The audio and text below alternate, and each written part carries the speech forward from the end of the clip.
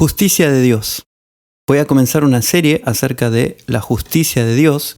En esta serie vamos a ver la justicia de Dios desde diferentes aspectos a lo largo de toda la Biblia. La injusticia en este mundo es más que evidente. Todo el tiempo y por todos lados vemos o oímos de gente buena que sufre injustamente y gente mala a la que parece irle siempre bien. Esta continua injusticia hace que muchos se pregunten, ¿dónde está Dios? ¿Está Dios haciendo justicia hoy? Si Dios es amor, ¿por qué permite tanta injusticia? ¿Cuándo va a hacer justicia Dios? ¿O qué podríamos hacer para tener un mundo más justo? Todas estas preguntas y muchas otras con respecto a la justicia de Dios se hacen muchas personas, incluso muchos cristianos. La idea de este estudio va a ser tratar de dar una respuesta bíblica y lógica a estas preguntas. Este estudio va a estar dividido en 3 partes principales y luego una conclusión. En la primera parte vamos a ver brevemente cuál es la buena noticia de parte de Dios, el Evangelio en la Biblia, que es el mensaje de salvación por medio de la fe en Jesús. Vamos a ver que Dios realmente es justo y que mientras más comprendemos las Escrituras, más justicia, más bondad y más amor podemos ver en Él. En la segunda parte vamos a ver qué podemos hacer en el tiempo presente para tener una sociedad más justa, analizando las leyes que Dios dio antiguamente, tratando de entender en base a esas leyes cómo aplicar en el tiempo presente ese tipo de instrucciones. Y en la tercera parte vamos a ver un poco acerca de ideologías políticas y qué cosas se corresponden con lo que dice la palabra de Dios y qué cosas no. Pero para eso, antes de poder analizarlo, tenemos que conocer qué dice la palabra de Dios al respecto. Y entonces vamos a poder analizar qué es lo que está haciendo el ser humano hoy, que se corresponde con la instrucción de Dios y qué cosas no se corresponden con esa instrucción. Vamos a empezar viendo el Evangelio de Dios. La Biblia nos muestra que cuando Jesús estuvo en la tierra, el mensaje que él predicaba era el Evangelio del reino de Dios. Esto lo pueden revisar en Mateo 4:23, por ejemplo, Marcos 1:14 y 15, Lucas 4:43-44, Lucas 9:1 y 2, Lucas 10:1 y 9. Por todos lados la Biblia muestra cómo Jesús predicaba el Evangelio del reino de Dios. En Romanos 1:1, el apóstol Pablo dice haber sido apartado para el Evangelio. Y si revisamos las Escrituras veremos que una y otra vez nos hablan sobre la importancia de conocer y entender el Evangelio. La palabra evangelio significa sencillamente buena noticia. El evangelio del reino de Dios es una buena noticia acerca del reino de Dios. El evangelio es llamado el evangelio del reino de Dios porque su mensaje principal habla sobre el reino de Dios. En el libro de Génesis vemos que Dios creó los cielos y la tierra y todo lo hizo bueno en gran manera. Esto lo leemos en Génesis 1:31. El deseo de Dios era tener un planeta poblado con el ser humano siendo su familia. Esto lo podemos ver en Génesis 1:28 y en Isaías 43:7. Además, 1 Juan 4:8 nos dice que Dios es amor. Pero pensemos un poco, ¿cómo podría manifestar ese amor si no hubiera otros seres a quienes amar? Por otro lado, el verdadero amor requiere que los seres o personas sean libres para decidir. Así que Dios creó otros seres espirituales y también creó al ser humano con libre albedrío, o sea, con la capacidad de decidir, incluso de decidir en contra de su voluntad. Porque si uno no puede decidir en contra de la persona a la que se supone que tenemos que amar, entonces no podría haber verdadero amor. No existe el amor a punta de pistola y también si yo programo un programa de computadora para que escriba en la pantalla todo el tiempo te amo, te amo, te amo, no sería amor, sería simplemente algo que programé. Entonces, para que exista amor, tiene que haber esa capacidad de poder decidir si amar o no. Génesis 3 nos habla de la serpiente. Esta serpiente ahí representa al diablo, ya vamos a ver con más detalle esto más adelante. Y esta serpiente es uno de esos seres espirituales creados por Dios que decidió ir contra Dios e intentó, y sigue intentando, arruinar todo lo que Dios ha creado. La serpiente logró tentar a Eva y a través de ella también a Adán, y por medio de ellos obtuvo la capacidad de entrar en el mundo y arruinar todo lo que Dios había hecho bueno. A partir de ahí entraron en el mundo el pecado, la muerte y toda clase de males. Pero el objetivo inicial de Dios fue tener un reino de justicia lleno de su amor, de su bondad, en donde el ser humano pudiera vivir perpetuamente y desarrollarse en paz. La caída del ser humano y la entrada del mal en el mundo sin dudas es una mala noticia. Pero la buena noticia de Dios es que Dios va a restaurar su creación. Dios va a establecer un reino futuro en el que Él va a gobernar junto con Jesús, y en su reino habrá perfecta justicia, paz y bendición. Esto pueden verlo más en detalle en Apocalipsis capítulos 21 y 22. El Evangelio de Dios entonces nos muestra que Dios es justo y que va a hacer justicia. Esta justicia de Dios podríamos dividirla en dos aspectos fundamentales. El primero, que Dios va a recompensar a los justos, y el segundo, que Dios va a castigar a los injustos y malvados.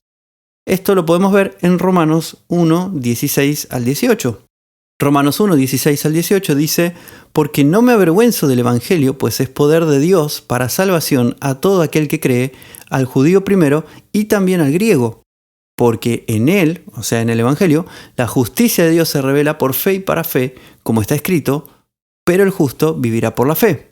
Pues la ira de Dios se manifiesta desde el cielo contra toda impiedad e injusticia de los hombres que con injusticia detienen la verdad». Yo estoy leyendo la versión Reina Valera actualizada. Cuando leemos así estos versículos, vemos que el 18 parece introducir una idea diferente a lo que venía hablando los versículos anteriores. En el 17 se nos dice que en el Evangelio se revela la justicia de Dios por fe y para fe, y luego nos dice que hay una ira de Dios revelándose contra toda impiedad e injusticia. Leyéndolo así, pareciera indicar que en el presente Dios derrama su ira sobre los injustos y sobre los impíos. Sin embargo, no es lo que está diciendo. Romanos 2.5 nos dice que el impío acumula ira para el día de la ira y de la revelación del justo juicio de Dios, lo cual nos señala que esta ira de Dios no es para el presente, sino para el futuro. Leamos Romanos 2, del 5 al 8. El versículo 5: «Pero por tu dureza y por tu corazón no arrepentido, acumulas sobre ti mismo ira para el día de la ira y de la revelación del justo juicio de Dios. Él recompensará a cada uno conforme a sus obras. Vida eterna a los que por su perseverancia en las buenas obras buscan gloria, honra e incorrupción, pero enojo e ira a los que son contenciosos y no obedecen a la verdad, sino que obedecen a la injusticia». Entonces podemos ver que la ira de Dios no es para el presente, sino para el futuro. Primera de Tesalonicenses 1:10 nos dice que hay una ira venidera. Apocalipsis 6, 16 y 17, y también Apocalipsis 11, 18, y en el 14, 10, y en el 16, 19, y en el 19, 15, leemos que en ese momento, en el momento que sucedan las cosas que están relatadas en Apocalipsis, en ese momento, es un futuro que vio Juan en visiones, es que va a llegar el día de la ira de Dios y de su Hijo. Por lo tanto, el versículo 18 de Romanos parecería contradecir a estos otros textos, pero el problema está en que la traducción al español no está reflejando correctamente al texto griego. Voy a señalar algunos puntos en cuanto al texto griego que nos van a ayudar a entender mejor los versículos de Romanos 1 y tener una mejor traducción. En primer lugar, la palabra evangelio, como ya dije antes, significa buena noticia. Es una buena noticia de parte de Dios. La palabra cree, del versículo 16, es una forma verbal griega que indica una acción continua. Se podría traducir mejor como está creyendo. Es una acción que es continua. Lo mismo sucede con la palabra revela, de los versículos 17 y 18. En ambos casos, la forma de traducirla sería está siendo revelada. Las palabras por fe y para fe, más literalmente se pueden traducir desde fe hacia fe, y en realidad es una frase que refleja un ciclo de desarrollo o un ciclo de crecimiento en fe. Además, el fraseo del texto griego nos conecta el versículo 17 con el 18 como hablando de un mismo tema. Una traducción más apropiada de estos versículos sería así. El 16: «Porque no estoy avergonzado de la buena noticia, porque es poder de Dios para salvación de todo el que está creyendo, del judío primero y también del griego. Porque en esta, o sea en la buena noticia, está siendo revelada una justicia de Dios desde fe hacia fe, como ha sido escrito, más el justo desde fe vivirá». porque también en esta está siendo revelada una ira de Dios desde el cielo sobre toda irreverencia e injusticia de hombres que están deteniendo la verdad con injusticia. La palabra hombres acá hay que entenderlo como seres humanos en general. Visto así, entonces se puede ver claramente que lo que el versículo 18 nos está diciendo no es que ahora está siendo manifestada la ira de Dios, sino que nos dice que en el Evangelio está siendo revelada la ira de Dios. Entonces vemos que estos versículos nos muestran que el Evangelio tiene dos aspectos que nos está revelando. Nos está revelando, por un lado, una justicia de Dios desde fe para todo el que cree, y por otro lado nos está revelando una ira de Dios para todos los irreverentes y los injustos. Y a lo largo de la carta a los romanos, el apóstol Pablo va a exponer quiénes son estos irreverentes e injustos. Romanos 3:23 nos dice, porque todos pecaron y no alcanzan la gloria de Dios. O sea, todo pecado merece un castigo justo. Dios no puede dejarlo pasar porque Él es justo, tiene que hacer justicia. Y nadie que cometa un pecado, aunque sea uno solo, se merece vivir para siempre en el reino de Dios. Todos pecamos y por eso todos quedamos lejos de la gloria de Dios. No merecemos estar cerca de Él. Sin embargo, a causa de que Jesús se sacrificó por nosotros, habiendo sido perfecto y sin pecado, es que nosotros podemos vivir para siempre. Nuestros pecados son perdonados. ¿Por qué? Porque Jesús pagó nuestra deuda con su sacrificio. Ya no estamos destinados a la ira y al castigo.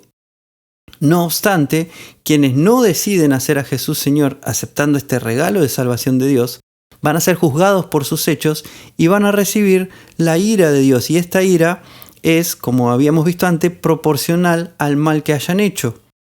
El cristianismo moderno suele presentar el Evangelio de dos formas totalmente opuestas y extremas, que ambas son perjudiciales. ¿Por qué? Porque no suelen mostrar correctamente la justicia de Dios, y si la visión de la justicia de Dios está distorsionada, esto va a afectar a toda nuestra fe.